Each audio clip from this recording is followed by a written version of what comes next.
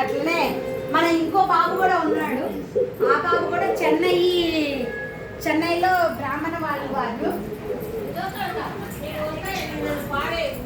ఆ బాబుకి పాపం కలుపుకోవడం రాదు కాబట్టి మనమే అన్ని కలిపిస్తాము.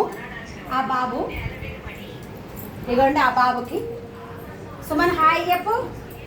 హాయ్ చెప్పాలి, అట్లా అనకూడదు. హాయ్ చెప్పు, ఇట్లా చెయ్యకు, హాయ్ అనాలి. ఫోన్ చెయ్యి. ఇగో సాంబారు కర్రీ చేసాము, తనకి పెట్టాము. అట్లనే ఇంకొక శకుంతల గారు తీసి ఇంకో బామ్మ ఉన్నారు. హాయ్ చెప్పండి అమ్మా. హాయ్. ఆవిడ కూడా వెజిటేరియన్ మొత్తం, అందుకని సాంబార్ అవన్నీ చేశాము. All the best, thank you. అది ఆవిడ గారు బ్రాహ్మణంగా మంచిగా మాట్లాడతారండి. మళ్ళీ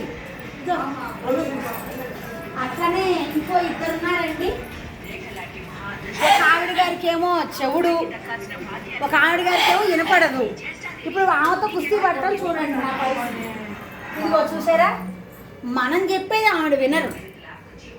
హాయ్ చెప్పు. బాయ్ చెప్పు. బాయ్ కాదు, హాయ్ చెప్పు. హాయ్ చెప్తా. ఏమి కలిసిగా కొడుకు పిచ్చి. రేపు చెప్పిద్దాం. ఈవిడ గారు సరోజనమ్మ. ఈవిడ నిన్న మొన్నటి దాకా మంచిగా ఉండేది.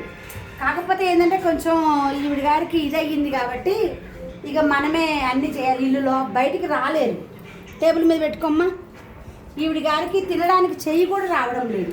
ఇప్పుడు మన ఆయమ్మలు పెడతారన్నమాట, తినిపిస్తారు వీళ్ళకి. ఇగో ఇట్లా నీళ్లు పోసి అన్నీ దగ్గర పెట్టుకొని ఇట్లా తినిపిస్తారు మనకి. అంటే మనం చేసేదే సేవ ఇదితో కాబట్టి ఇట్లా చేయాల్సి వస్తుంది మనం. ఇదండి మా హోమ్లో ఉన్న పెద్దవాళ్ళందరూ. ఇంకొక పాప ఉందండి. ఆ పాప అసలు పాపము ఆ అమ్మాయికి 5వ తరగతి చదువుతున్నప్పుడు మనకి మా అమ్మాయికి ఇది వచ్చింది. అంటే మెదడువాపు అనే ఇది వచ్చింది అనమాట. ఆ రోజులలో చూసారా, అందరూ లంచ్ చేస్తున్నారు చూడండి. అందరూ లంచ్ చేస్తున్నారు, ఎంతో ఇష్టంగా తింటున్నారు. ఎగ్ అనేది ఎప్పటికల్లా.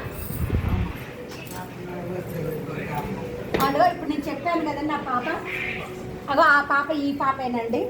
ఈ పాపకి పాపము ఏమీ తెలియదు. ఇగో ఇప్పుడు ఈ పాపకి ఇట్లా తినిపించాలి. ఇగో ఇట్లా ప్రతి ఒక్కటి కూడా తినమ్మా, తిను.